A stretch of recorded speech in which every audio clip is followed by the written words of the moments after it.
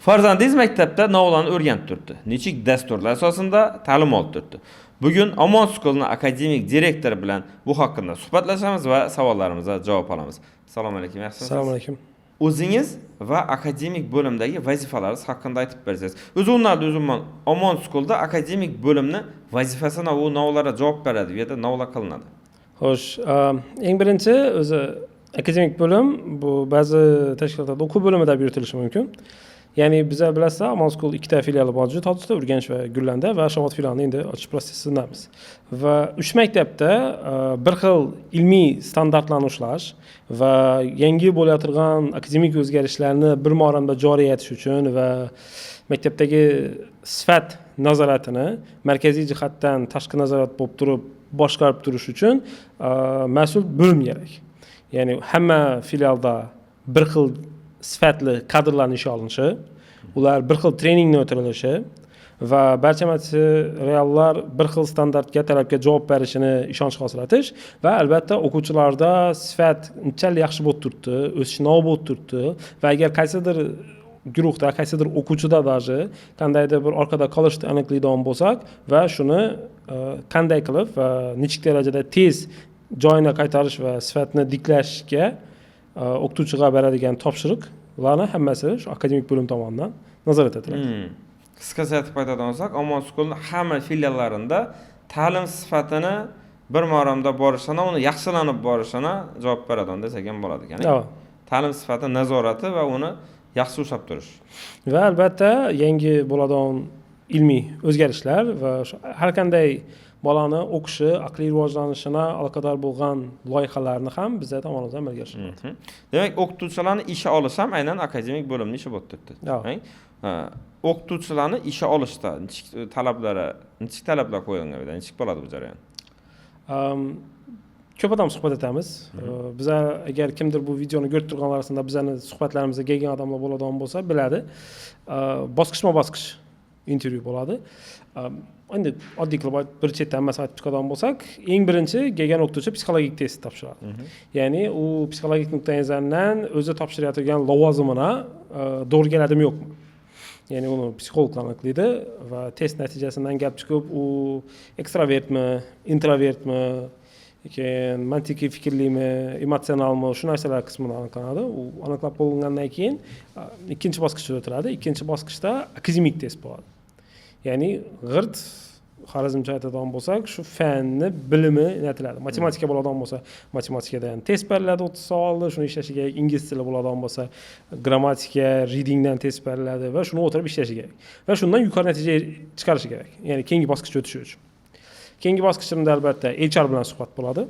HR bo'limi uni umumiy karyerasi, tajribasi va suhbat jarayonini aniqlaydi. Masalan, albatta turli xil narsalar bor. Boshlang'ich o'qituvchilarni qaraydigan bo'lsak, boshlang'ich o'qituvchida faqat ilmiy salohiyatdan tashqari bola bilan munosabatga kirish ham muhim rol o'ynaydi. Shu narsalarni HR aniqlaydi. Va undan eng oxirida keyin akademik bo'lim bilan suhbat bo'ladi. Akademik bo'lim birinchi albatta uni ilmiy narsani, salohiyatini yana bir marta tekshiradi o'zi og'zaki ravishda, chunki testda xato qilingan bo'lishi mumkin, omatigan bo'lishi mumkin. Og'zaki o'zini testini qilamiz, keyin dars o'tib ko'ramiz. Dars metodikasi nishab o'tib turibdi. Masalan, ingliz tilida past perfect continuousni nishab tushuntirdi, yo matematikada logaritmik tenglamalarni nishab tushuntirdi. Shu narsalardan giriladi. Ayrim ota-onalarda ko'ramiz, misol uchun farzandini maktabga boradigan vaqtda ko'p yillik deylik staji ega bo'lgan o'qituvchi qidiradilar, yosh kattaroq o'qituvchi qidiradilar. Meni o'zim esa bu yil aynan bolam 1-klassga berjakda aynan yosh o'qituvchi qidirdim. Sababi meni o'zim ham o'qituvchi bo'lib ishlaganimda, maktabda emas, boshqa deylik IT sohasida deylik, o'qituvchi bo'lib ishlaganim, 3-4 yil ishladim va miya charchadidan bu narsadan. Aynan o'qituvchilik xoritdi odamni, so'ngina qarab ozgina asabiy bo'lib boshladim o'quvchilarga nisbatan hamda. Shundan gap chiqqan holda, balki men o'zimdan gap chiqib ketgandir bu narsa. Shundan gap chiqqan holda o'yladimki, ko'p yildan bana dars berib turgan o'qituvchidan ko'ra miyasi charchagan, svejiy, yosh o'qituvchiga bergan ma'qulroq deb o'zimcha o'yladim. Akademik direktor sifatida sizning fikringiz shuncha. Bu xususiy holda ham bo'ladi. Ya'ni har bir o'qituvchi har bir holatga individual qarash kerak. Ya'ni universal ko'p yil ishlagan o'qituvchi zo'r bo'ladi. yoki yosh o'qituvchi zo'r energichniy bo'ladi deb aytib bo'lmaydi masalan.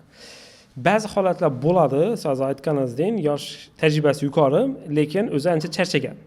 Va bu charchaganligi uni darsda energiyasi past bo'lishi, bolalar detalni har birina girib, har birisini muammosini ko'rib o'tirishni istamasligi bo'lishi mumkin. Asabiy holat ham bo'lishi mumkin. Asabiy holat ham bo'lishi mumkin.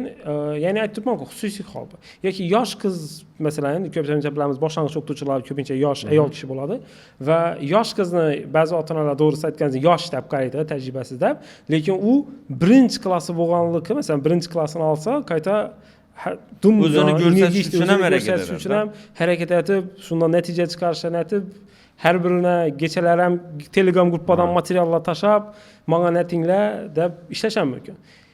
U individual holat deymiz. Ya'ni shu sababli biz yangi aytgan narsalarimizni bosqichdan o'tiramiz. Ya'ni uni birinchi xarakter nuqtai nazaridan psixologiyasi o'zi shu sohaga to'g'ri keladimi? Keyin dars o'tkazish jarayoni, ana shu 4 bosqichni o'zida biz u yoshi katta, kichikligidan qat'iy nazar shu narsaga mos kelishga emasligini aniqlashga harakat etamiz. Lekin umumiy qoida chiqara olmaymiz bu yerda. Albatta tajriba muhim, tajribada ko'p narsa ko'rganligi bo'lishi qachon ko'p tajriba bo'lgan bo'lishi mumkin. Xususiy holatdagi o'quvchilar. Ya'ni ba'zi bo'ladi shunday o'quvchilar, qandaydir bir o'zining emotsional holati yoki fiziologik nuqtai nazaridan muammosi bor va shu muammolar bilan ishlashda oldin ham shunday bir bola bilan ishlagan bo'ladigan bo'lsa, shuning bola yana uchrasa, uni o'tmishdagi tajribasi qo'lga olishi mumkin. Lekin energetik, yosh, ingliz tili biladigan bo'lishi mumkin, masalan, IT sohasini tushunadigan soha bo'lishi mumkin. Hozirgi kunda informatsiya o'tmishga qaraganda ancha available deymiz, ya'ni qo'l ostida. Ya'ni har qanday muammoni aniqlash mumkin hozir. Va muammoga har qanday yechimni internetda 5 minut ichida minglab o'qituvchilarning tajribalarini bir joyga yig'gan holatda ba'zi bo'yicha ChatGPT ham hozir masalan resurs sifatida qaralishi mumkin bo'lishi mumkin. Bu o'qituvchini muammosini aniqladi. Shu muammoda dunyoda nisha bir shay tutdilardi. Masalan aytishim mumkin, endi bu xususiy hol bu nerda ko'p nalarda disleksiya, diskalkuliya kasalliklari chet elida ma'lum bir testlar orqali aniqlanadi. Ya'ni o'qituvchi aniqlasa, shu narsani, bu bolada disleksiya bor ekan, yoki diskalkuliya bor, diskalfiya bor. Shu demak, shunga immunining metodika bor. Bizada o'tmishda u narsa aniqlanmagan. Ya'ni u narsani aniqlashga harakat etilmagan. Juda ham og'ir formada aniqlangan bo'lishi mumkin. Bir yengil formasi prosta bolani yalqovligi bo'lib ko'rinadigan, bu o'z aslida u yalqovlik emas, yangi holat bo'lishi mumkin. Yalqovligi bo'lib ko'rinadigan narsa deb o'tib ketganlar. Hozir lekin o'sha shu narsa aniqlangan va bunga nisbatan yechimlar, maxsus metodikalar, kitoblar, nalar bor. Masalan, shuninglar bor, ularda sinab ko'rganlar iPatch deydi. Ya'ni disleksiyada bolalar o'qishga qiynaladi masalan. Bir o'zini baklab turib o'qishga undasa bolani yaxshiroq bo'lgan. Yoki shu tekstni boshda bolaga audiosini qo'yib berib turib, keyin tekstni o'qitsalar, yaxshiroq natija bergan. Ya'ni bunning eksperimentlar уже o'tkazilgan butun dunyo bo'ylab va уже natijasi berilgan va yosh odam ayniqsa ana shunday ma'lumotlarni izlab topishi tezroq ham bo'lishi mumkin-da. Demak, miniyot tutdi, Amerikada miniyot tutdi ekanlar, tekshirdi, 1000 bolada aytib ko'rganlar, eksperiment yaxshi natija bergan. Demak, sanab ko'rsak bo'ladi va hokazo. Tushunarli, rahmat. Xo'p, darslarni sifatini tekshirishga kelsak, darslarni sifatini tekshirish uchun ustozlarni nishatib nazorat qilib turasizlar. Endi u jonli giriladi o'z uyida. Eng birinchi o'zi sifat yaxshi bo'lishi uchun disiplina bo'lishi kerak. Punktualnost. Ya'ni o'qituvchi eng birinchi albatta dars vaqtida tayyorlangan material bilan kelgan bo'lishi kerak-da. Bizada buni eng birinchi narsa o'qituvchilarimizning, navsam kuzatuvchisi deymizmi endi, CCTV tizimi mavjud, maxsus odam ish olib qo'yilgan. Ya'ni barcha filiallarimizda, barcha o'quv-xonalari, markaziy back ofisimizda CCTV ofitserini navlangan. CCTV deganimiz ya'ni kamera tizimi. Ya'ni bir odam o'tirib, doimiy ravishda yuritib o'tiradi. Qaysi o'qituvchi soat nechada darsga kelganligi, qaysi klassga darsga kirganligi hamma narsani minutma-minut internet orqali kuzatib o'tiradi. Hamma narsani, hamma kamera va hamma kadrlarda nobud turibdi. Darsda nobud turibdi. Domla o'tiribmi? Domla hatto telefon chiqardimi darsda? Telefon qaradimi, bo'ladi yo'qmi? Shu narsalarga ham e'tibor beradilar. Ikkinchisi bizani o'zi jiddiy namiz bor, tizimlarimiz bor. Bu masalan Ganchart orqali o'quv rejali nazorat tizimi bor. Hozir uni tushuntirib bersam, ichine kirib ketgan bo'lamiz o'quv tizimimizni. Ya'ni o'qituvchiga belgilangan reja qo'yib beriladi, oddiy qilib aytganda, va o'sha rejani har haftalik zavch ko'rib boradi, nazorati foizda nechalar o'tdi va agar bir haftada qandaydir orqada qolish bo'ladigan bo'lsa, unda sabab aniqlanadi darrov. Nechun shunday bo'ldi va nechatish kerak yetib olish uchun. Bundan tashqari o'qituvchilar albatta bizda endi ikki o'quv turidagi o'qituvchi bor, yordamchi o'qituvchi bor, asosiy o'qituvchi bor. Yordamchi o'qituvchilar keyin o'zlari yuritadigan cheklistlari ham mavjud. Ya'ni har bir o'quvchini sifati, mavzu topshirishi, so'z topshirishi va hokazo shu narsalarni yuritadiganlar bor va uni foizlar yuritiladi va u foizlar aslida ota-onalar ham tashlab boriladi o'zi. Ota-onalar o'zlari ham ko'rib borishi mumkin bo'ladi. Ya'ni bolasi niyada necha foiz topshirdi, qaysi narda yuribdi hozir, qaysi bosqichda yuribdi, qaysi kitobni nechanchi yuntinda topshirib turibdi hozir. O'tgan masalan oqshom topshirdi, bugun topshirdi deb ota-ona o'zi uyda o'tirib ham solishtirishi mumkin. Eslatsa albatta. Biz ma'lumotni beramiz albatta. Ya'ni sifat nazorati har taraflama qilinadi. Keyin u doimiylardan tashqari bizda maxsus akademik direktor testi bor. O'qituvchi o'zi test oladi albatta. Ya'ni oraliq nazorat, yakuniy nazorat bo'ladi. O'zi tabiiy holat u. U prosta baho chiqarish uchun ham bolani testlatib borish va hokazo. Akademik direktor testi bu yoqdan tashqaridan boramiz filialga. O'zi ham olmaydi o'qituvchini, biza testni tayyorlaymiz, biza yuboramiz va bizning talabimiz bo'yicha shu bola shu holatda bo'ladigan bo'lsa, nechta test ishlab bilishi kerak deb taqdim etamiz va shu testni olib boramiz. Keyin shuni foizlari, bolalarni qaysi biri necha foiz ishladi, o'qituvchi bunga nishab turibdi. Agar bir qaysidir o'quvchi orqada qoladigan bo'lsa, unga qo'shimcha darsni qo'yib berdimi, nishab qo'yib berdi, qachon qo'yib berdi va hokazo. Ya'ni bir necha bosqichli bedam, ya'ni birdana shu narsaga qaraymiz emas. Tizim ancha murakkab albatta. Lekin tizimni har bir bosqichda to'g'ri ishlashi umumiy sifat nazoratini ushlab turishga yordam beradi. Demak, ta'limni sifatini yaxshilash uchun polni bir sistema, tizim o'ylab topilingan, ishlab turibdi va deylik shuda o'qituvchida doimiy xatolar bo'lib turibdi. Bu holatdan chiqib bo'ladi. O'qituvchi ishdan bo'shatish holatini olib borishi mumkinmi? Bo'lgan. Tan olamiz. Bo'lgan. Tan olish kerak. Afsuski, sifat nazorati bo'ladi bizda. O'zi bo'lim shuning uchun ham kerak-da, shunday odamlarni aniqlab turib, o'rnidan yaxshi kerakliroq xodimlarni kelib qo'yish uchun menimcha. Nafaqat yana bir vazifalardan birisi deymiz-da. Vazifalardan birisi bizda yilda ichki attestatsiya ham bo'ladi. Ya'ni biz o'qituvchilarni o'zlaridan ham test olamiz-da. O'zini fanidan yuqori natija ko'rsatishi kerak. Bu yerda uni o'zini ikkiga bo'linadi. Metodik bor. Metodik test bor. Unda ular ko'pincha bir dars o'tib beradilar. U yerda maxsus xodimlar chaqiladi, zavuch bo'ladi, akademik direktor bo'limda borib, ular maxsus tayyorlangan bir dars o'tiladi. Pokazni dars desak, shuni foizi yuqori bo'lishi kerak. Ustoz mezoni bo'yicha baholanadi. Ikkinchi, ularning ilmiy salohiyati baholanadi. Shuda qiyin misollar berib ko'rilishi mumkin. Endi u fan har biri fan bo'yicha qaraladi. Shaxsiy rivojlanish fani o'qituvchilari, masalan, shaxsiy rivojlanish kitoblari ro'yxati beriladi har yili. Shu fanda u yerda shaxsiy rivojlanishda masalan misol ishlamaydi ular. Bu yerda umumiy bolani psixologiyasi, motivatsiyasi va shu har taraflama dunyoqarashi bilan ishlaydi axir.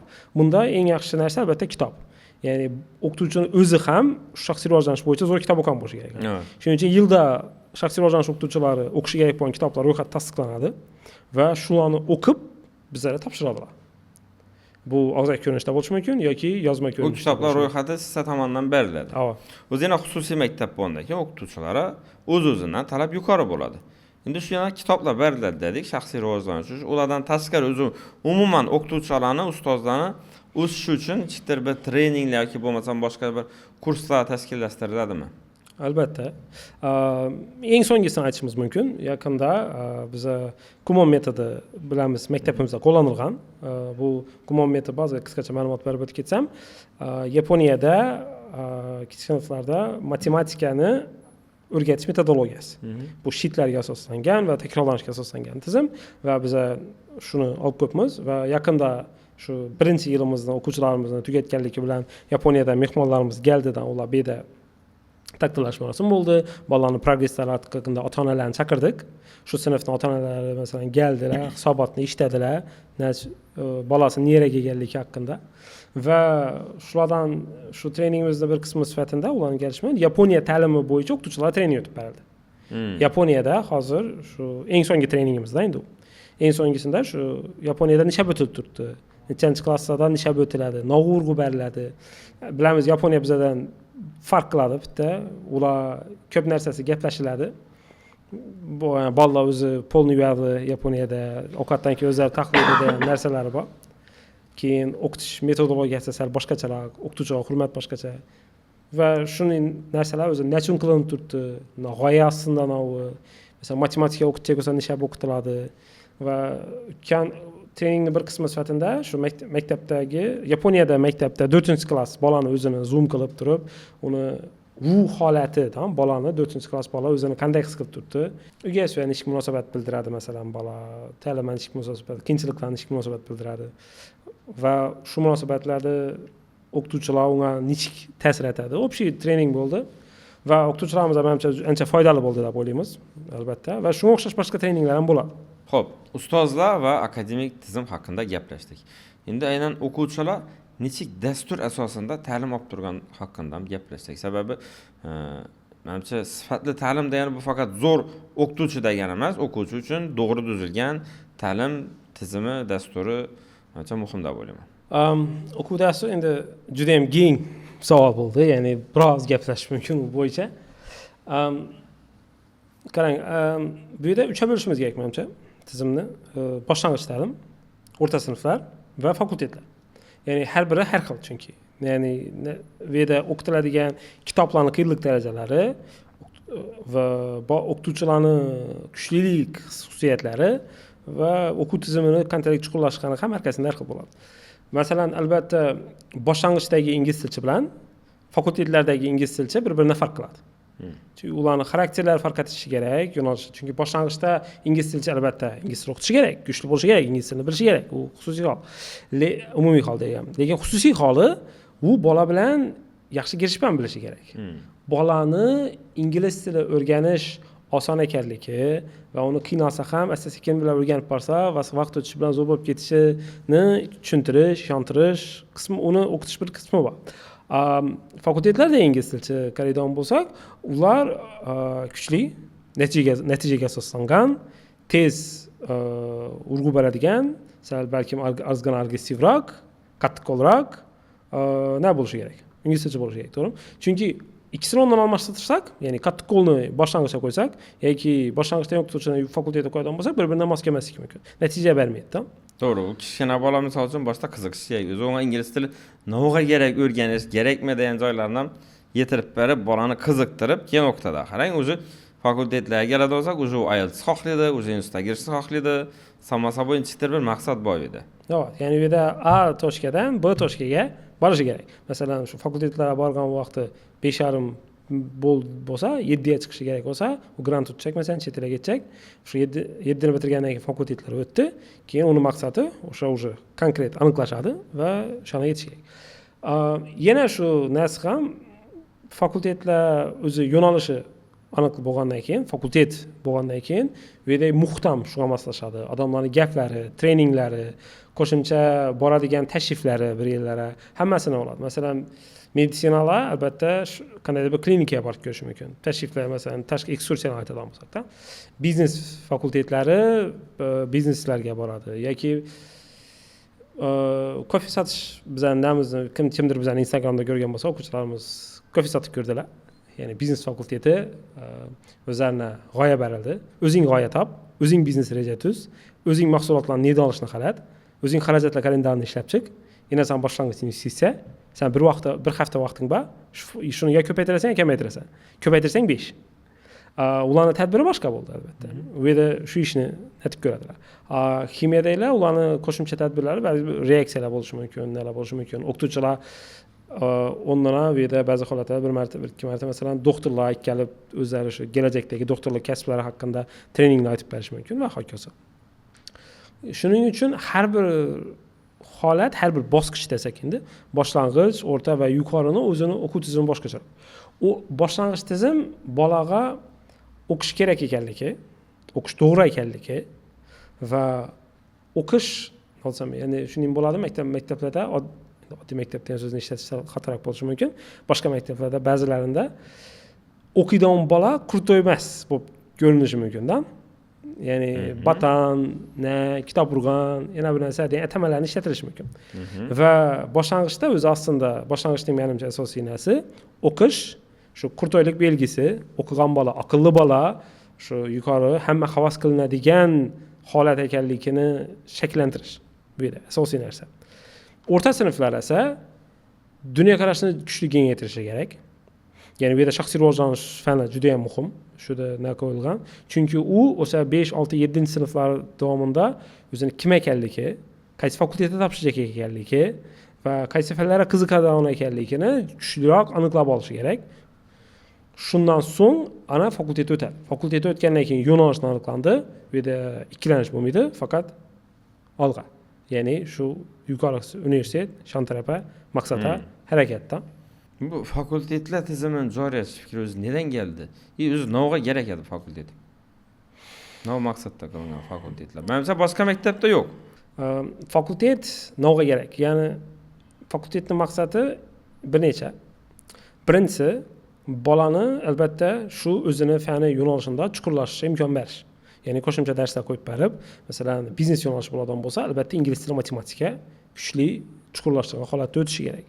Va meditsina bo'ladigan bo'lsa, bu kimyo, biologiya bo'ladi, huquq, yuridik bo'ladigan bo'lsa, huquq va ingliz tili. Va shu fanlarga chuqurlashishga imkon berish. Ikkinchi, muhit. Ya'ni ko'p narsani muhit qaratadi. Ya'ni klassda odam hamma har xil mavzularni gaplashsa, gaplar bir joyga kelmasligi mumkin, nima bo'lishi mumkin. Agar biznes fakultetini misol olib oladigan bo'lsak, biznes fakultetida hammasi biznes yo'nalishini tanlab turibdi.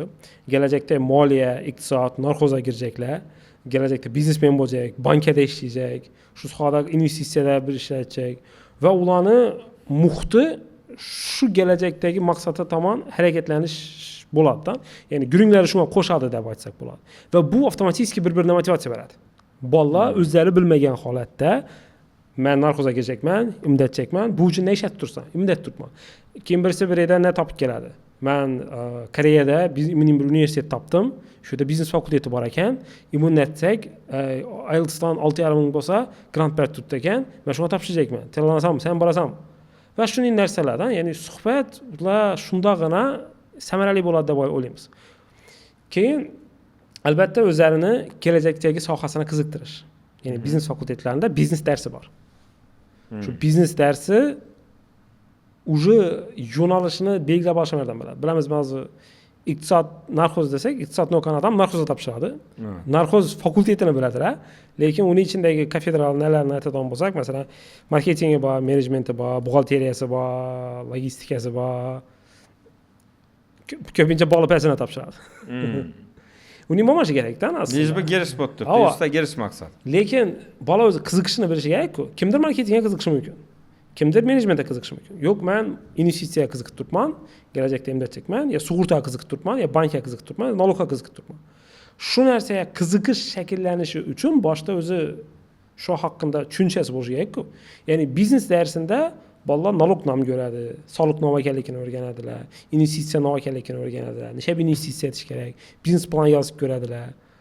Buxgalteriyaning qiyinchiliklari haqida, bankalarning turlari, dunyodagi xalqaro bankalar haqida o'qiydilar va avtomatik bola o'zini qaror qabul qilib beradi. Deb ekan. Kimdan keyin o'zi mustaqil bir chiqarib ko'radi shu narsani. Bankalar narsa haqida. Уже bu yo'nalish tanlashga yordam beradi. Ya'ni har taraflama foydali. Omon School maktabida odatiy darsliklar ham o'tiladimi? Albatta, biz xuddi boshqa maktablardek maktabimiz va davlat standartlarini javob berishga ketamiz. Shu sababli bu yerda ham davlat darsliklari, ya'ni matematika, ona tili, adabiyot, tarix fanlari ham o'tiladi. Lekin to'g'ri, bundan tashqari qo'shimcha darslar ham qo'yilgan.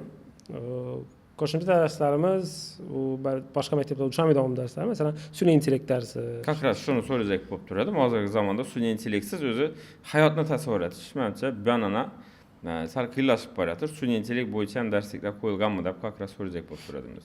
Ava, qarang o'zi biza ko'pchilik menimcha hali O'zbekistonda sun'iy intellektni jamiyatimizga, ish sohasini o'qishga nechalik darajada ta'sir etishini hali to'liq tushunib yetmadi menimcha. Ya'ni u trend nera borayotir xalqdan to'liq tushunib yetmadi. Va sun'iy intellektni o'zi bir necha bosqich bor. Sun'iy intellektdan o'zidan foydalanish, prosta oddiy kundalik ish, o'qish jarayonida foydalanish bor. Ular yordamida qandaydir bir agentlar va xizmatlardan yaratish bor. Keyin sun'iy intellektni o'zini yaratish bor. Endi 3 bosqich deb aytadigan bo'lsak. Albatta, hozir masalan 5-sinf o'quvchilarimiz boshlangan vaqtimizda albatta birinchi bosqichdan boshlaydi. Ya'ni sun'iy intellekt yordamida o'zini kundalik hayotini rivojlantirish, osonlashtirish, yangi ma'lumotlarni olishni ishlaydi. Buni oddiy qilib aytganda prompt engineering deb ham aytadilar. Lekin hatto shuni o'zi bilan ham odatdagi qaraganda ko'p ish aytib biladi bolalar. Kitobni analiz etib berish mumkin, statistika analiz etish mumkin, ma'lumotlarni tahlil qildirish mumkin, ma'lumot olishi mumkin. Juda ham katta sizda statistika bor, Excelda ma'lumot turibdi. Butun O'zbekiston bo'yicha aholini demografik ko'rsatkichlar bor masalan. Shuni tahlil qilacaksiniz, trendlarni ko'rib chiqacaksiniz va uni tez qilib turib, shundan prezentatsiya yasajaksiniz. Albatta, shunga o'xshaydigan faqat bir misol keltirdik. Bu yerda shunga o'xshaydigan yuzlab misollarni keltirishimiz mumkin. Kundalik hayotda va ishda, o'qishda qo'llash mumkin bo'lganlarni va shularni aytib bilmaydigan odam 21-asrda aytib biladigan odamga qaraganda orqada bo'ladi. Farqi yo'q uni, nov soha bo'lishidan qat'iy nazar. To'g'ri.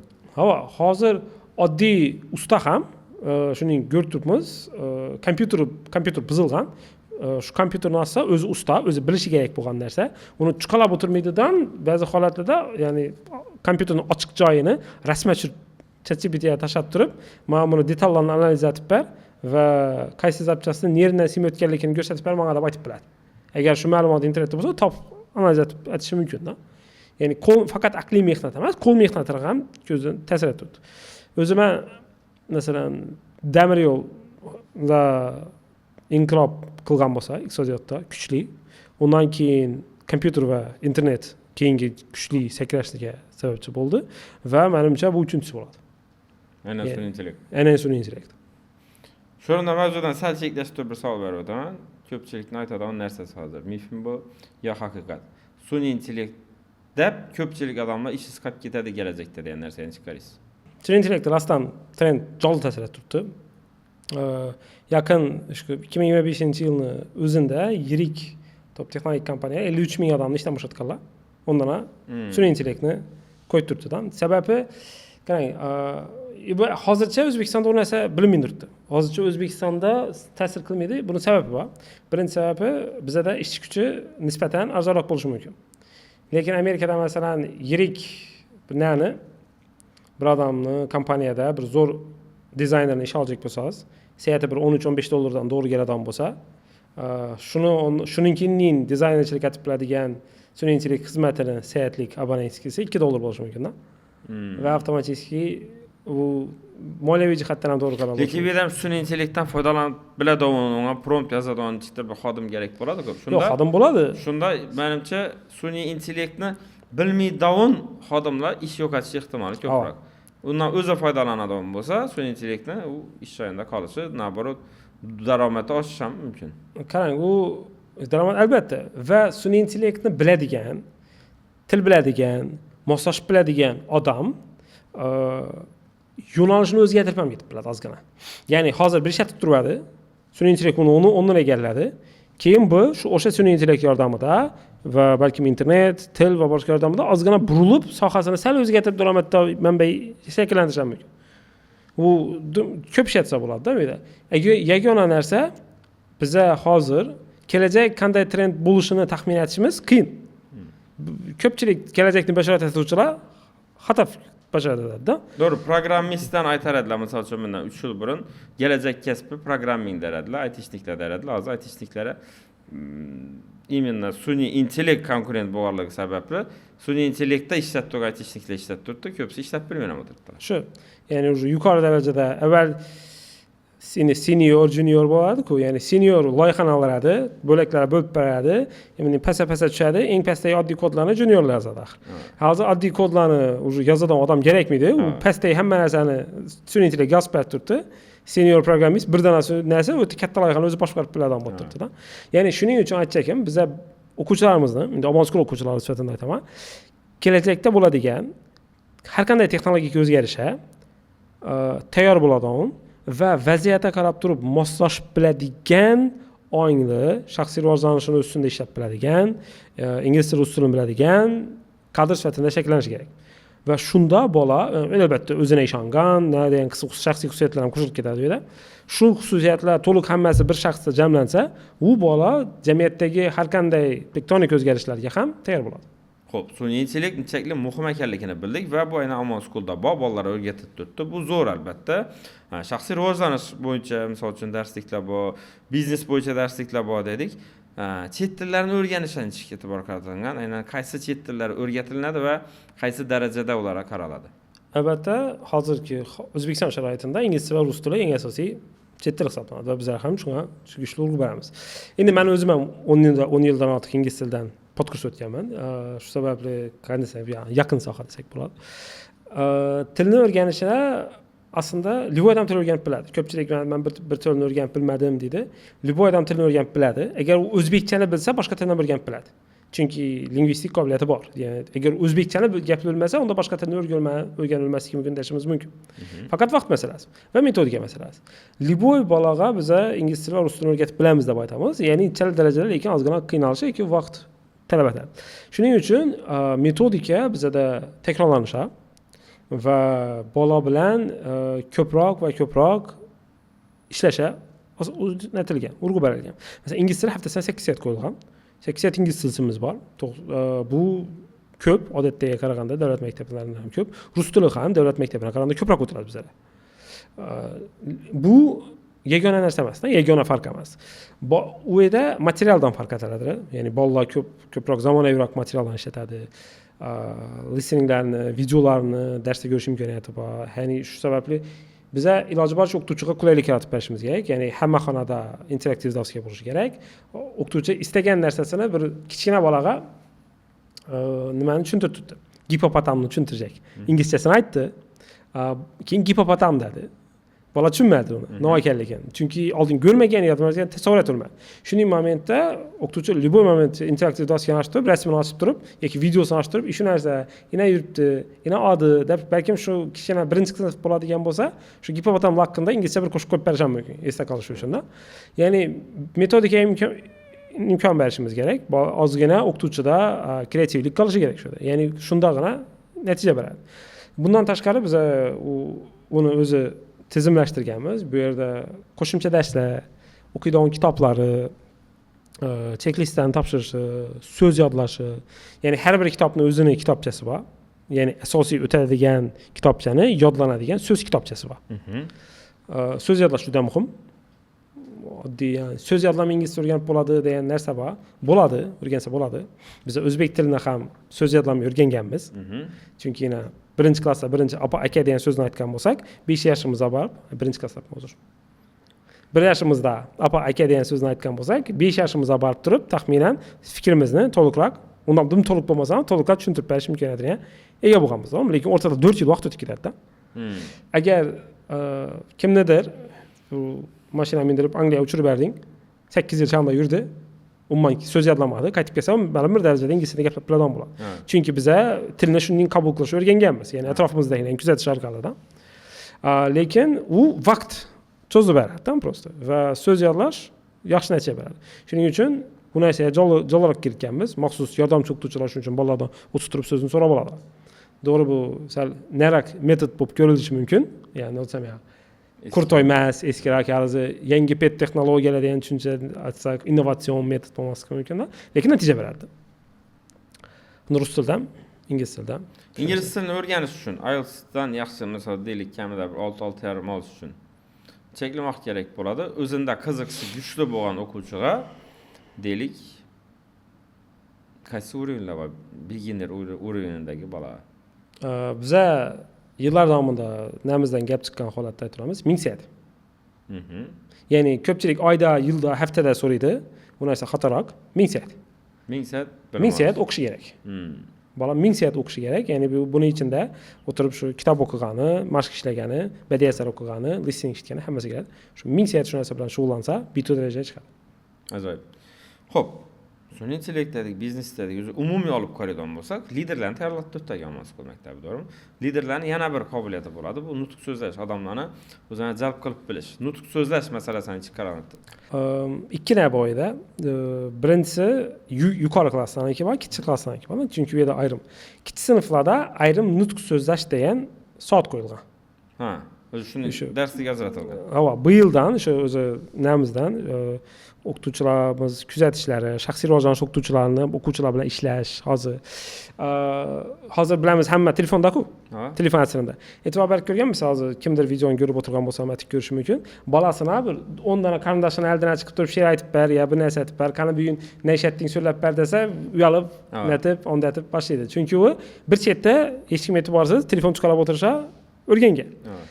O'rtaga chiqib nutq so'zlashsa, u уже diskomfort beradi. Shu narsa lekin kichik vaqtidan agar bola netib boshlasa, ko'radi. Shuning uchun 1-sinfdan 4-sinfgacha biz nutq so'zlashni fan sifatida kategorizatsiya joriy etyapmiz shu o'rinda. Bola albatta u yerda u yirik, ya'ni siyosiy nutq so'zlash shart emas. Bola shu 1-klass bola o'zini yaxshi ko'rgan hayvonini aytib berishi mumkin, oilasi haqida gaplab berishi mumkin, kechagi ko'rgan multfilm aytib berishi mumkin. Asosiy maqsad hammalar oldiga chiqib, jiddiy gülmeyin, ya'ni gülüp başlaydı bola, uyalsa gülüp başlaydı, tirjayib, qizarib, netib başlaydı. Ya'ni shuda necha holat bo'lishi kerak bo'lsa, jiddiy bo'lishi kerak bo'lsa, jiddiy bo'lib, kostyumcha holda turish kerak bo'lsa, kostyumcha holda, yo prezentatsiya qilish kerak bo'lsa, prezentatsiya qilib, so'zlab bersa, mening sevimli ovqatim somsa degan prezentatsiyani ham prosta o'rtaga chiqib hammalarga so'zlab berish kerak-da. Ya'ni har hafta nutq so'zlash bo'ladi. Bu 1-sinfdan 4-sinfgacha bo'ladi. Va 4-sinfda har hafta shu ishni qilib yurgan bola уже 5-sinfda o'rtaga chiqib so'zladi desa, u uchun nima bo'lmay qoladi. Spokойный holat bo'ladi, o'rtaga chiqadi. Va albatta yuqori sinflarda bu shaxsiy rivojlanish va biznesni tarkibina kirgan. Sababi biznesda biznes prezentatsiyalari bor.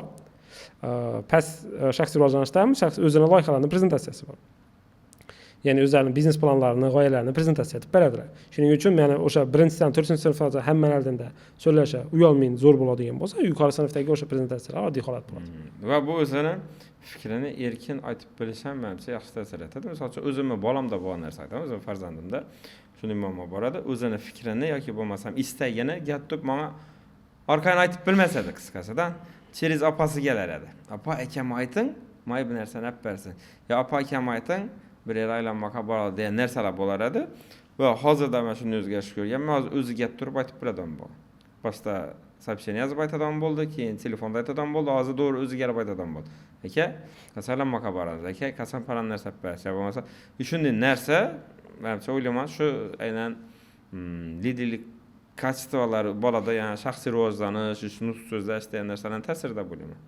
Albatta. O'zi umumiy jihatdan faqat ko'pchilik oldindan emas, 3-4 odam oldindan e'tibor bersangiz, muvaffaqiyatli odamlarni gaplashish narsani e'tibor bersangiz, kimlar bilandir fikrini teran va aniq ko'pchilik oldinda tushuntirib berish, o'zi no'dijekligini, o'zini nuqtai nazarini tushuntirib berish muvaffaqiyatning bir muhim qismlaridan birisi. Yaxshi, Omon Schoolda yana bir narsa bor. Ko'p aytiladigan liderlar kundaligi. Shu haqida bir qisqacha aytib o'tsangiz. Va bu qaysi sinfdan boshlab joriy etiladi? Va bu o'zi nima kerak? Liderlar kundaligi 2-sinfdan boshlanadi. 1-sinfda hali biz 1-sinf uchun ayrim qaraymiz. Hamma narsada 1-sinflar ayrim qaraladi. Chunki ular individual holat. 2-sinfdan boshlab qaraladi ular. Liderlar kundaligi nima maqsadda ishlatiladi? Liderlar kundaligi o'zi ikkiga bo'linadi, u tur jihatdan. Boshlang'ichlarning liderlar kundaligi yuqori sinflarning liderlar kundaligidan farq etadi. Bir-birining ichidagi kontentlar ham farq etadi. Lekin maqsad bir. Birinchisi o'qishni tartiblash. Ikkinchisi o'zini shaxsiy rivojlanishini urg'u berish, uchinchisi dunyoqarashini kengaytirish va jurnal tutish va o'zini muvaffaqiyatlarini tashkillashtirib borish. Masalan, albatta u biza kundalik bor, o'zining kundalik vazifasini bajaradi, kundalik olgan baholarni ham sho'ra tushiradi. Ikkinchi, ustoz bergan topshiriqlar, uyga beriladigan topshiriqlar ham sho'ra tushib boriladi. Bundan tashqari bu o'quv qismiga aloqador bo'lsak, hammasi baholanadi. kun hikmati, kun odati kabi narsalar bor. Bu narsalar bolani o'zini shaxsiy rivojlanishini e'tibor beradi. Masalan, kun odatlarining ichida har kimgadir salom berish yoki kichiklarda masalan ba'zilarida kushi uyga borgandan keyin kushini yechib cheta qo'yib qo'yish deganlar bo'lishi mumkin. Shuni bir hafta davomida qilib borsa yoki dars jarayonida bir ish qilmaslik. Shuning uchun bolalarga qo'shimcha. Bu shaxsiy rivojlanish qismi. Lekin dunyoqarash qismi bor. Kunda masalan bir davlatni o'rganadi, kunda bir tarixiy shaxsni o'rganadi. Bu endi masalan 5-sinflardan ekan shuni. 5-sinfda bitta davlat haqida ma'lumot va bitta tarixiy shaxs. Endi shu 5-sinflar xudo xolasa bu yil 6-sinf bo'ladigan bo'lsa, ular ikkinchi turdagi, ya'ni hozir 1, 2, 3, 4ta kitob chiqdilar. Liderlar kundagina 4 chorakda. Endi 5-chorak, 6-chorak va 7-nashrlari bor. 5-chisida masalan kun tarixiy voqeasi bor. Ya'ni kunda bir tarixiy voqea bo'ladi. Masalan, birisida Gagarinning kosmosga uchishi bo'lishi mumkin. Yoki yana birisida O'zbekiston mustaqilligi bo'lishi mumkin.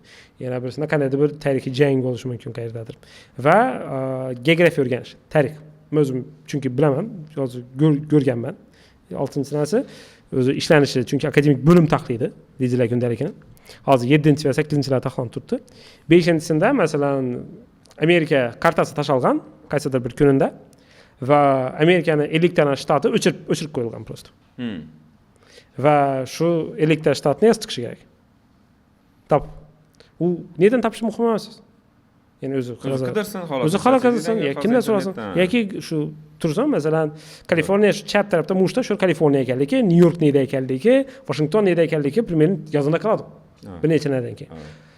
Va keyin o'qigan kitob albatta, bilasiz, bizada mutolaa bor. Kunda mutolaa qo'yilgan, kitob o'qish holati. Ular o'tirib kunda kitob o'qishlari kerak. Va shu o'qigan kitoblar bo'yicha oyna oxirida tanlab bo'ladi va bu yerdan mukofot erishlari mumkin, u boshqa umuman. Va o'sha liderlar kundaligini kundalik o'qigan kitobida olgan xulosasini ham yozib borish kerak. Va bularning hammasi baholanadi.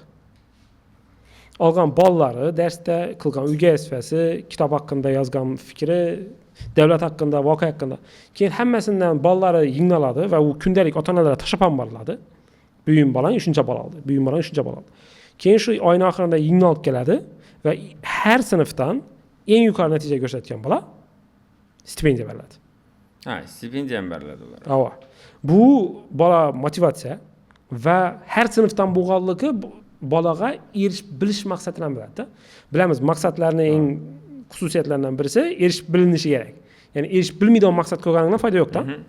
Agar masalan bola maktab bo'yicha liderlar kundaligidan birini ol desa, u motivatsiyasi so'nib ketishi mumkin. Men uni maktab bo'yicha ola olmayman deyish mumkin. Lekin 18 bolaning ichida bir sinf turibdi. Bu netdi, bu birisi bu 69 bola oldi, 68 bola qoldi. Shu bilan ololmadi masalan. Lekin bir bola yetmay qoldi biladi axir. Bu keyingi safar shuni olish harakat etib biladi. Erishishi mumkin ekanligini bilib turadi, sal qoldi. Shu keyingi safar chaqaloq o'qiydi. Ya'ni ko'proq ma'lumotni yozishga harakat etadi, odatlarni ko'proq qilishga harakat qiladi va hokazo. Har oy bir bola bir sari sinfdan stipendiya oladi. Liderlar kundalik haqida gaplashdik. Bolam maktabga berdigan vaqtda men ro'yxat etdim, 6 dona maktab tuzdim. Hammasi xususiy maktablar. 2 kun vaqtimni yetirdim, shu maktablarga borib chiqdim. Har bir maktabga borib suhbat etib chiqdim. Borib o'zim savollarim berib, qancha o'qitasidan nima gap. Shtop itoqlash uchun oxirida olmasib qola bordim.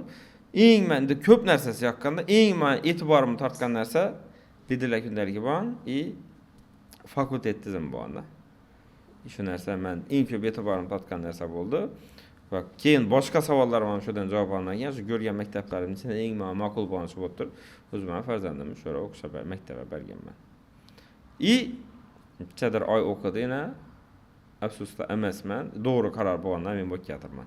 Va hozir toza o'quv yo'lidan yana bir farzandimni xudo xolasa shura maktabga o'tiryapmiz. Umid qilamizki, ishonchsizni aqlaymiz bu yil. Xudo xolasa, rahmat. Xo'p, savollarimizni javob davom ettirsak, stipendiya haqida gaplashdik. Menimcha yetarlicha ma'lumot oldik. O'quvchilarni shunday bir rag'batlantirib turibmiz ekan stipendiya bilan. O'qituvchilar uchun ham ichikdir bir rag'batlantirish usullari bormi? O'qituvchilar albatta narsaga bog'liq, bir necha yo'nalishlarga bog'liq endi. Masalan, bizda yil qahramoni bor. Yil qahramoni degani barcha filiallar ichida eng ko'p sertifikat chiqargan o'qituvchi rag'batlantiriladi. Yil qahramoni unvoni albatta bu yerda moliyaviy rag'bat ham bo'ladi. va u o'zi qoidasi sanatoriyaga yuboriladi. Ha. Ya'ni har yil qahramoni eng ko'p sertifikat chiqarganda, u demak u ko'p sertifikat chiqardi, demak xorigan. Va uni albatta dam olishga imkon berish kerak va yozda unga sanatoriyaga har pul-chopga beriladi. Sertifikat chiqarsam sanatoriyaga ketaman deb chiqarib tashlayvermayman. Sertifikat chiqarib tashlayvermaymi deganiz, qarang, sertifikat chiqarish deganimiz o'quvchilari qaysidir fandan test topshirib, natija chiqarib sertifikat olishi kerak. Ha, natija chiqarib u sertifikat olsa. Masalan, ingliz tilichi. Просто tak berib bilmaydi uni. Ha, yo'q, o'zi berilmaydi, o'zi berilmaydi. Masalan, ingliz tilichilar IELTS topshirdidan nechadan IELTS sertifikat chiqardi 1 yil davomida. Yoki ona tilichi nechadan ne chiqardi? Tushundim. Bu yil ona tilichi oldi. Ona tilichi oldi. Eng ko'p sertifikatni chiqardi. Bir o'qituvchimiz aytdi. Keyin bizada akademik direktor testini asoslanganlari bor. Rahmat, ya'ni o'quvchisi natija ko'rsatsa, kutilganidan ancha zo'r natija ko'rsatdi, demak unga qo'shimcha rag'bat beriladi. Keyin biza o'qituvchilar ancha kreativlikni ham urg'u beramiz. Ya'ni o'qituvchilar bizlar akademik bo'lima taklif bilan gap qiladi doim. Men shu klassimda shunday vaziyat bo'lib turibdi. Bu narsa bor. Ko'pchilik ota-onani qiziqtiradigan narsa bor. Ayrim xususiy maktablarda olimpiadalarni masalan 3 bo'lsak bo'ladi. Hududiy olimpiadalar bor. O'zbekiston Xorazmning o'zida bo'ladigan. Bu ko'pchilik holatlarda davlat tomonidan o'tkaziladigan olimpiadalar, ya'ni fan olimpiadalar. Keyin O'zbekiston bo'ylab bo'ladigan xususiy olimpiadalar bor. Qandaydir bir o'quv markazlari, maktablar olimpiada tashkillashtiriladi va chet elda ham olimpiadalar bor. Ya'ni hozir prosta internetga kirib turib matematika olimpiadasi Dubayda yoki matematika olimpiadasi Vyetnamda desangiz, ancha chiqarib beradi, bemalol topshirishingiz mumkin. Va o'shanda maktab ham bo'lishi mumkin emas. Ota-ona o'zi primoy registratsiya turib ham ko'pincha bolani shana ketishi mumkin bo'ladi-da. Bolaga u dinamdan portfoliyosidan jumom zo'r natija berami yo'qmi bilmadik. Uni aytsalar. Motivatsiya bo'lmaymi? Motivatsiya bo'lishi mumkin. Lekin minus taraf ham bor motivatsiya qismida. Endi ikki taraflama, ya'ni har taraflama motivatsiya ham bo'lishi mumkin. Men shana borib keldim, qatnashib keldim, dunyo qarashi o'sdi. Lekin soxtani ham bo'lishi mumkin balkim. Soxta muvaffaqiyat. Ya'ni bola bordi, ya'ni o'qimasa ham yaxshi natija olib keldi.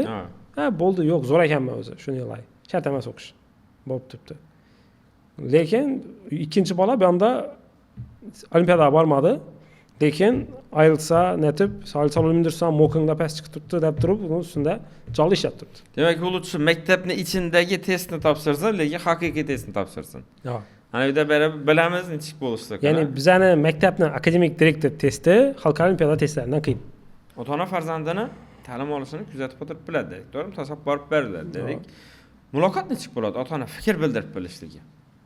O'qituvchining ishini nisbatan fikr bildirishi, o'zini bolasini ta'lim tarbiyasi haqida savol berishligi, shu muloqot nechik tarzda olib boriladi? Javobim sal uzunroq bo'ladi, eldan aytib keting shu o'rinda. Muloqotni turlari va darajalarini farqlab ketishimiz kerak.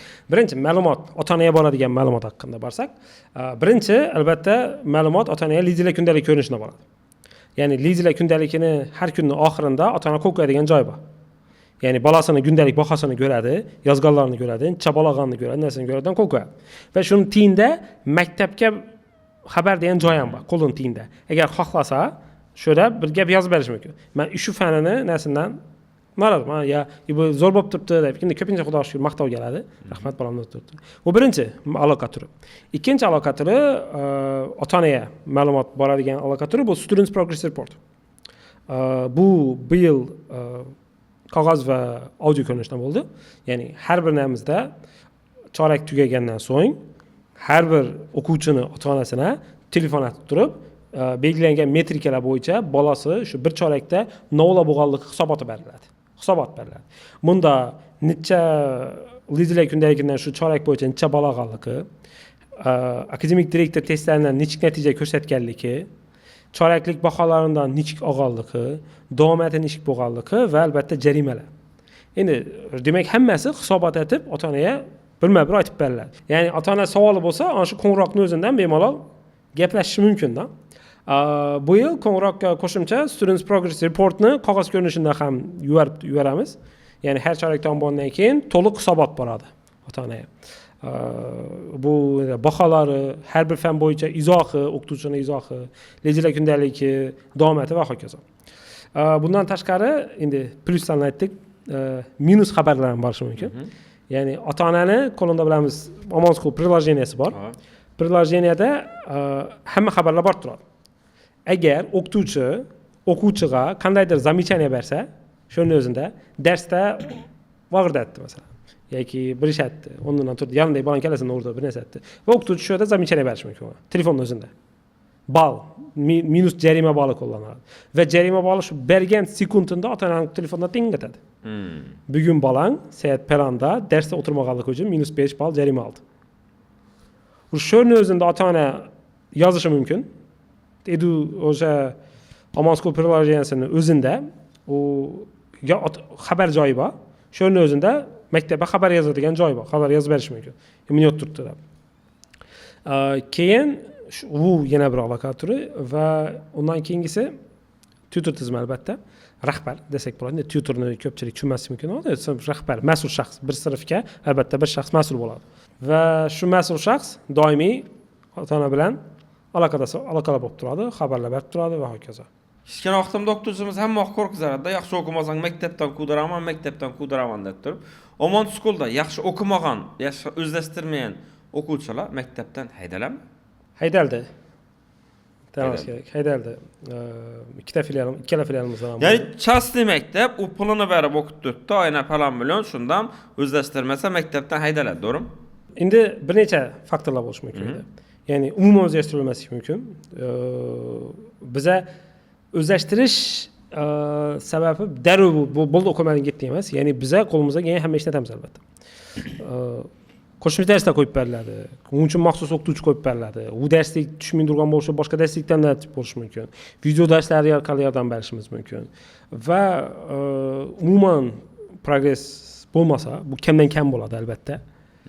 Ota-onaga biza natija ko'rsatishimiz bu farzandingizda muammolarroq bo'lishi mumkin deymiz.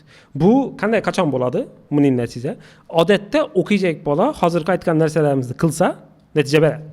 Уже avtomatik 90% holatda, 95% holatda beradi. Qolgan 5% holati bolani xarakteri tufayli bo'ladi. Tabiatan buzg'unchi, agressiv, negativ o'quvchi bo'ladi. Uni o'zi aslida qarasangiz, korrelyatsiya ham topiladi-da. Ya'ni hozir jarimalar dedik-ku, biz jarimalar statistikasini o'qishdan analiz etamiz. Jarimalar statistikasi yuqori bo'lgan bolalarda nima ham bor? Ya'ni o'qish narsi ham pasayadi avtomatik. Ya'ni xulq-atvor minuslari va bu yil xulq-atvor bo'yicha eng ko'p jarima olgan bolalarni haydadik. Iloji yo'q, iloji bo'lmadi. Jarimada eng yuqori bo'lgandan keyin, chunki u avtomatik butun sinfni sifatini ta'sir etadi. Majburmiz, chunki faqat bir o'quvchini qutqarish harakati, endi qutqarish degan so'z xato bo'lsa kerak edi. Ya'ni yaxshilashga harakat qildik. Qo'limizdan kelgan ishni qildik, lekin u butun sinfni buzishga harakat etdi. Ya'ni bu qolgan bolalarga qo'shilish emas, qolgan bolalarni o'zini tortish harakat etdi. Qolgan bolalarga yomon ta'sir etdi. Va bu avtomatik biza qarorimizni majbur qildik. Ota-onalar albatta istamadi. Yo'q, meni o'qigangiz yo'q, o'qiversin degan gaplar bo'ldi. Lekin u ota-onani to'g'ri vaziyatini tushuntiribmiz, lekin qolgan ota-onalar ham vaziyatini tushunishimiz kerak axir. Shuning uchun o'zi aytdim-ku, qonuniyat bor. Ko'pincha o'quv bizadan natijasi qilolmaydigan past chiqajak bolani xulq-atvorda oladigan jarimalar ham, ya'ni patratlar desak, ya'ni doimiy bir negativlar bir ishlar aytishi, urush topish yana bir narsasi yuqori bo'ladi-da. Bu shuning uchun bu qonuniyat bo'lgan holatlar hamma vaqt bu haydash bilan olib keladi. Jamshid, yana bir o'quv yili tam bo'ldi. Yaqinda bolalar maktabini bitirdilar va akademik direktor sifatida, akademik bo'lim deymizmi, endi akademik ta'lim bo'limi deymizmi, nima bilan maqtanib biladi. Nima natijalar bo'ldi? Bu yerda natija degan so'zni shab ta'rif berish zavolku.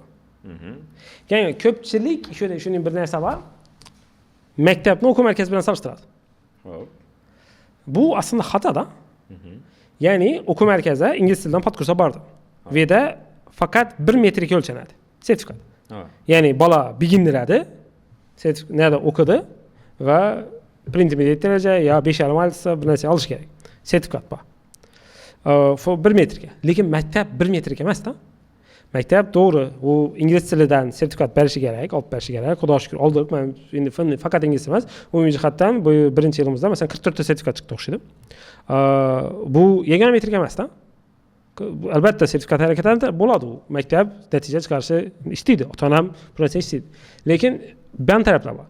Bolani shaxsiy rivojlanishi o'zi IELTSdan 7 olishi kerak bo'lsa, bola IELTSdan 7 olishni istash ham kerak axir boshda. Ya'ni 5-6-sinflar balki shu narsa bilan shug'ullanish mumkin edi. Bolani maqsadini qo'yishni o'rgatadi va dunyo qarashini shakllantiradi, xarakterini tarbiyalaydi. Hozir jarimalar bilan haydaldi degan o'quvchini aytdik-ku salaldilar. Lekin boshida dim yuqori jarima olib, keyin tarbiyasi, shaxsiy rivojlanish o'qituvchilari, psixologlar ishlashi bilan ancha yaxshilanganlardan son ham ko'p axirda. Ya'ni haydalganlar soni kam o'z ostida. Uni bo'rtib ko'rsatgan bo'lishim mumkin. Haydalganlar soni kam, lekin yaxshilanganlar, ya'ni kelgan holatidan qaraganda, hozirgi holatida xarakterida o'zgarishlar bo'lganligi, bola o'qishga bo'lgan qiziqish shakllanganligi bo'lgan vaziyatlar mumkin. Ya'ni maktab bolani dunyo qarashini kengaytirishi kerak. Odamlar bilan muloqotini shakllantirishi kerak. O'zina ishonchini orttirishi kerak. O'zina maqsad qo'yib bilishini orttirishi kerak va hammasini birgalikda shakllantirishi kerak. O'quv markaz bir narsa, bir yo'nalish bo'yicha bir ish etib bilishi kerak-da. Bu maktabni funksiyalaridan birisi. Biz albatta uni qo'yib turibmiz. Olimpiadalarga qatnashib turibdilar albatta. Natijalanish bo'ldi olimpiadada. Albatta aytdilar, masalan yaqinda Hippo olimpiadasi bo'ldi, ko'pchilik aytadi onlardan. Albatta unda ham o'quvchilarimiz yaxshi natijaga erishdi va endi orasidan 3 tanasi hozir chet elga yo'llanmoqqa o'tdi. Ya'ni uni bir metrga, yana bir metrga deb qaraydigan bo'lsak-dan. Shu sababli maktabda natija degan narsa juda ham keng. Qarang, natijani ota-ona boshqacha ko'rinishda ham ko'rish mumkin. Bizda grant prezentatsiya degan loyiha bor. Grant prezentatsiya yilda bo'ladi, har yil bo'ladigan narsa. Bu 6 oyda bir bo'ladi. O'quvchilar o'zlari maktab hisobot bermaydi, o'quvchi ota-onalari hisobot beradi. Ya'ni har sinfda, masalan, bir sinfda 18 dan o'quvchi bo'ladigan bo'lsa, 18 dan ota-ona keladi, klassda o'tiradi. Keyin bolalar har biri birma-bir chiqib prezentatsiya o'tadilar. Keyin bolalar o'rtaga 18 ota-onaning oldidan chiqadidan o'zi bo'yicha hisobot beradi. Men oxirgi 6 oy davomida ish kitoblarni o'qidim. Bu loyihada qatnashdim. Bu fandan immuniy natija oldim. Bu fandan bu narsamni yaxshiladim. Ish o'rnida qiynalib turibman, lekin keyingi oylarda yaxshilayman. Keyingi 6 oyda rejalarim bu narsa bo'yicha kitobni tugatjakman. Bu lug'atda 500 so'zni yozayjakman va bu olimpiadada harakat etib ko'rjakman deb turib beradi. Bu qaysi klassda? Bu asosan yuqori sinf, birinchi sinfda bo'lmaydi. Siz birinchi sinf farzandingiz birinchi sinf bo'lganligi uchun aytmagan bo'lishingiz mumkin. Yuqori sinflarda bo'ladi. Hali keyingi yillarda xudo xolasa ko'rishingiz mumkin. Bu yil bo'ldi. Ota-onalarimiz, ba'zi ota-onalarimiz ko'zi onalarimiz ayniqsa ko'zida yosh bilan chiqqanini ko'rdim. Ya'ni hamma ota-ona o'tiribdi va uni o'g'li chiqib, formada chiqib, o'rtada o'zini muvaffaqiyati haqida prezentatsiya qilib turibdi va keyingi 6 oy haqidagi rejalarini hamma oldida so'zlab berib turibdi-da. Va bu ota-onalarga menimcha yoqqan bo'lsa kerak. Va ana shudagi bolalarni biladigan narsalari, bola shuda ba'zilarni hayron qoldiz. 5 dona bola bilan yaqin do'st bo'lib do'stlashganligi, men shular bilan do'stlashdim, odamlar bilan do'stlashdim, yaxshi munosabatda bo'lib turibman deb turib, shuni bolani o'zi shuda natija sifatida chiqardi, to'g'rimi? Ya'ni bizlar u narsa boshqacha ko'rinishi mumkin, lekin bolaga shu narsa natija olib tuyulib turibdi-da. Ya'ni demak, bunda oldin do'stlashish prosessi balkim qiyinroq kechgan bo'lishi mumkin-da. Va bu yerda hozir bu odamlar bilan gaplashib, do'stlashib, yaqin munosabat shakllantirib, bilganligini o'zindagi o'sish deb hisoblanib turibdi. Endi buni balkim IELTS bilan solishtirish to'g'rimi, xatomi bilmadim lekin menimcha ota-onalar biladi. Qaysi ota-ona grant prezentatsiya loyihasida qatnashgan bo'lsa, farzandini shu yerda nol chiqarganligini albatta eslasa kerak. Zo'r narsaga men o'zim ham qiziqib qoldim. O'sha indiki yilda menimcha men kutib turibman-da shu narsani ko'rishni. O'quvchilardagi eng katta muammo.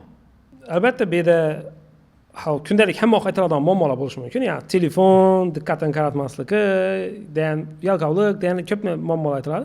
Lekin menimcha buni hamma gaplashib o'tgan, nima bo'lgan va xususiy maktablarda bir muammo bor. O'quvchilarda aloqador va ota-onani pul to'laganligi sababli, endi ota-onalar xafa bo'lmasin, o'quv tizimini aralashishi va ta'sir o'tkazishga harakat etishi o'quvchilarga ba'zi holatlarda negativ ta'sir etadi. Ya'ni maktab o'zi bir konsepsiya shakllantirgan. Xo'p. Shunda bir masalan shu narsa o'tamiz, bu yerda bu narsa o'tamiz, bolalar bu narsani tashkillashtiramiz, yumunda shuning natija chiqadi. Demak, ota-ona ikki narsani xato etadi. Birinchisi, ota-ona natija bugun kerak. Ikkinchisi, ota-ona kutgan narsa kerak. Ya'ni ota-ona har xil bo'ladi. Agar hamma ota-onaga qaysi o'tirganda men o'quvchim skripka chalib berishi kerak. Bir o'quvchi meni bolam qisqacha gaplab berishi kerak. Meni bolam fizikadan elektronika aytib berishi kerak. Meni bolam sportsmen bo'lishi kerak. Volniy borma qo'shishimiz kerak. Meni bolam ya'ni bilamiz, har bir ota-ona uchun o'zini bolasi individual, har bir bola uchun, ota-ona uchun o'zini bolasi eng yaxshi, eng qobiliyatli, eng chiroyli farzand albatta. Lekin u maktabni o'quv tizimini har bir ota-onaga moslashishi, harakat etishi u xato bo'ladi-da. Aytib bo'lmaydi u narsa. Ilojsiz narsa. Va ilojsiz narsa va ko'pincha xato ham bo'lishi mumkin. Ba'zi holatlarda istamaydi ham o'quvchi. Ya'ni bolani o'zi bilan gaplashsang, shu ota-ona masalan, ota-ona bir narsani so'rab keladi, keyin shu bolani uzatasan, keyin psixolog yangi bolani o'zi bilan o'tirib gaplashsa, bu narsani bola xohlamaydi odam bo'ladi вообще. Prosta ota-ona istab turgan oladi. Ya'ni bolam shunday deydi, bolasi unga bu gapni ayta olmaydi, ota-ona hurmatini joyiga qo'yish kerak. Lekin keyin bu yerda psixolog shu gap aytadi-da. O'zi aslida men imdod chekman, lekin ota-onam buni yopib turibdi, degan gapni aytadi. Shuning uchun ba'zi holatlarda ota-ona maktabga ishonishi kerak degan tushuncha ham bor, menimcha muammosi. Ikkinchisi, bolaga slishkom ortiq bosim beradilar. Ota-ona. Qarang, o'zlarini narsa ko'pchilikni yodida yo'qdan bolalik. Ya'ni hozir farzandi demak 7-klassda o'qib yurgan bo'lsa, bu bola demak kamida demak 14 yil oldin farzandli bo'lgan, yana bir 25 yil oldin yo 30 yil oldin maktabga borganda, ular maktabda bo'lganlar. Va bunday o'zlarini boshdan kechirgani, o'zlarini progressi nechik bo'lganligi yodida yo'q. Masalan, tilni aytadigan bo'lsak-da, ya'ni ota-ona til hozir aytdik-ku, masalan, o'zbek tilini biz 1 yoshimizda so'zlab boshlasak, 5 yoshimizda ham hali to'liq ravon gaplamaydi. Gaplaydi odam bola, ba'zi qiyin so'zlarni bilmaydi baribir. Va bir oy keldi o'quvchi, bir oyda maktabga kelgan bo'lishi mumkin. Bir oydan keyin ota-ona qanday natija? Endi net to'g'ri, bolasi shu bir oy ichida o'qigan, bir so'z yodlagan. Fiziki bola, o'rtacha bola bir haftada 100 so'zdan ko'p yodlab bilmaydi-da. Normalniy o'rtacha bola 100 so'z yodlaydi. So'z yodlasa, to'xtovsiz boshqa narsalarni o'rgansa, bir chet el tilidan 100 so'z yodlab biladi. Bir oyda ham 400 so'z yodlaydi endi. Agar yaxshi hech qaysi yodidan chiqmadi, xotirasi zo'r, hammasi normalniy bo'lgan holatda ham 400 so'z yodlaydi. Va biz bilamizki, hamma qaysi ingliz tilidan so'rashingiz mumkin, yodlangan so'zlarning ma'lum birisi passiv ne o'tadi. Passiv xotiraga o'tadi. Passiv xotirada ya'ni shu so'z oldindan chiqsa biladi, lekin u so'zni o'zi aktiv xotirada bo'lmaydi, ya'ni o'zi ishlatib bilmaydi unda. Keyin o'zi bir oy o'tdi, u 400 so'z ishlatdi. U 400 so'zdan bir 60% passiv xotirada joylashgan bo'ladi. Nishab netish mumkin-da. Ya'ni maktab tanladingiz, maktabni ko'rdingiz, ishondingiz, o'quv tizimini ko'rdingiz. O'quv tizimida, menimcha hech bir o'quv tizim siz aytsangiz 3 haftadan keyin ravonni gaplab ketadi, liboy tilda degan va'dani bermaydi hech kim. Chunki u nima emas axir. Inson rivojlanish bosqichlari bor. Asta-sekinlik bilan rivojlanadi va birdaniga bolani qo'rqizib ham bo'lmaydi, azob berib ham bo'lmaydi. Natija uzoq muddatda beradi. Shuning uchun ba'zi holatlarda o'quvchining eng katta muammosi ota-ona. Maktabda rus sinflari bor, o'zbek sinflari bor. Qassanga bergan yaxshi. Qassanga bergan to'g'riroq. Bu bahs munozara hech qachon tom bo'lmaydigan bahs munozara bo'lsa kerak. Ya'ni har bir ota-ona, har bir o'qituvchi, har bir maktab o'zini fikri bor edi, o'zini asoslari bor, o'zini argumentlari bor, faktlar keltiradilar va hokazo. Men ikkalasini ham yomon demayman, hammasi yaxshi. Rus tilida o'qigandan plus-minus taraflari bor, o'zbek sinfda o'qigandan plus-minus taraflari bor. Lekin bizda ikkalasi ham bor. Omon School davr bilan rivojlanishga harakat etib turibdi. Va hozirda biz Cambridge International School maqomini olish uchun muzokara olib turibmiz. Xudo xolasa 2026-2027 o'quv yilida shu narsani joriy qilamiz va haqiqiy xalqaro maktabga aylanishi kerak. Shuning uchun va buni bu yerda eng muhim narsa inglizcha sinflar bo'lishi. İngilizce sınıflar bo'lishi. Ya'ni shu yildan, hozirgi yilimizdan 2026-yil sentyabrdan boshlab ota-onalar farzandlarini ingliz sinflarına berishi mumkin. Birinchi sinfdan bola ingliz sinfina borsa qiynalib qolmaymi? Birinchi sinfdan bola rus sinfi, rus klasi borsa qiynalib qolmaymi? Endi rus bog'cha borgan bo'lishi mumkin. Endi qarang, bu yerda bir necha narsalar bor. Birinchisi, statistik nuqtai nazardan ingliz tili rus tilidan osonroq. Doğru. Hamma biladi uni. Doğru. Bu lingvistik nuqtai nazardan har qanday til qo'shimcha qo'shish orqali so'zlar yasaladigan bo'lsa, u so'z qo'yish orqali yasaladigan tillarga qaraganda qo'shimcha qo'shish orqali yasaladiganlar qiyin hisoblanadi. Rus tili grammatikasi ingliz tili grammatikasidan qiyinligi aniq. U doğru. Hamma biladi. Ya'ni u yerda padesh, rod hammasi aytish mumkin. Bir dona til vocabulary so'z boyligini deb qaraydilar. Ya'ni rus bog'chaga borgan vaqtda nima bo'ladi? Lekin aslında ingliz tili oson bo'lganligi sababli uzoqroq muddatda tez natija beradi. Ingliz tili oson bo'lgan. U birinchidan. Ikkinchidan ingliz tili haqiqiy eshiklarni ochuvchi til. Masalan, rus endi to'g'ri mavjud bo'ldi rus tili bilan solishtirishga kelib turibdi, lekin endi menimcha u narsa rus tili qismini girmaganimiz yaxshi. Uni ham albatta tarafdorlari bor. Bizlar ham buni yomon demaymiz. Lekin ingliz tilining yaxshi taraflari haqida gaplanganimiz yaxshi bo'ldi. Ingliz tili bolaga birinchi informatsiyani kengaytirib beradi. Doğru. Ya'ni informatsiya manbasi bolada avtomatik kengayadi. U har xil kitob, ya'ni nashr qilinadigan, dunyo bo'yicha nashr qilinadigan kitoblarni eng katta ko'pchiligi Xitoy tili va ingliz tilida chiqadi. Xitoy tili endi Xitoyning o'zida aholi ko'p, na ko'p, albatta shu sababli qolgan butun dunyoda eng ko'p chiqadigan til ingliz tili. Va dunyodagi eng ko'p ilmiy maqolalar ingliz tilida nashr qilinadi. Internetning katta ko'pchiligi ingliz tilida. Materiallar, kontentlar ingliz tilida. Bu bolaga informatsiya manbasini jonlantiradi. U birinchi. Ikkinchisi, albatta dunyo qarashini kengaytiradi. Maqsad o'zgaradi. Ya'ni inglizcha birinchi klassdan ingliz tilining ichida yurgan bola уже yuqori sinflarga borgan vaqtida уже ingliz tili unda problema emas. Ya'ni ayrim ingliz tili o'qishi kerak degan muammo bo'lmaydi. Qarang, bizda asosiy fakultetlar-ku, to'g'rimi? 8-sinfda ko'p odam fakultetlarda bolasi 7-klassni bitirgan vaqtda podkurs berishni o'ylaydilar. Lekin agar 1-sinfdan ingliz sinfi bersa bolasi 7-sinfga borgan vaqtida уже ingliz tilidan podkurs berish degan narsa kerak bo'lmay qoladi. Doğru. Chunki 7 yil davomida hamma fanni inglizcha o'qib turibdi. Shu sababli ayonida уже chet elga universitetga tayyorlanish bo'ladi. Keyin biza Cambridge tizimini joriy qilgan bo'lsak, xalqaro tizimda уже maktabni o'zini ichki imtihonlari bulara chet el universitetiga kirish maqomini beradigan bo'ladi. Maktab topshiradigan vaqtda A-level topshiradi. Shu A-levelni o'zi universitet o'tadi. Keyin tilni qiyinligi haqida. Ingliz tilida o'qitish qiyin bo'ladimi? Ha, qiyin bo'ladimi desak, havo. Rus tili bilan solishtiradigan bo'lsak, rus tilida ham bolalar qiynaladi. Lekin qarang, o'zi til o'qitish metodologiyasi bor. Global English degan tushuncha bor va chet el ingliz tili bilmaydigan odamga ingliz domlasi dars o'tgan vaqtda ishab o'tadi. Birinchisi ko'rsatish bo'ladi albatta. Ya'ni book kabi ko'rinish bu ko'rsatish metodi boshlanadi. Demonstrativ metod, point and say deydi. Point and ko'rsatadi shu narsa. Notebook, microphone, chair kabi. Va so'z boyligi va ba'zi narsalar yodlatiladi. Good morning, good afternoon. Baqchada ruscha o'rgatganlar dedingiz-ku, to'g'rimi? Baqchada hozir ingliz tili o'rgatmaydirlar. O'rgatadilar. Va bizning o'zimizda ham preschool baxir, ya'ni 6 yoshlar, nuroviy klass bor, 6 yoshlar, ulardan ham ingliz tili dars qo'yilgan.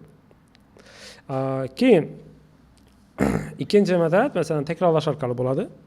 To'g'ri, ba'zi holatlarda majbur bo'lishi mumkin o'qituvchi orada o'zbekcha narsalarni qo'shishi. Doğru. Bu takrorlash metodi. Ya'ni bola shu yerda aniq tushunishi kerak bo'lgan narsa bor. Masalan, kel dedi, kam, ya'ni o'zi aslida bu yerda demonstrativniyni ham aytadi. Kam, o'zi bola tushunadi aslında. Ne oladi? Keyin ikkinchisi bor, bilingvalizm degan tushuncha bor. Ikki tillilik.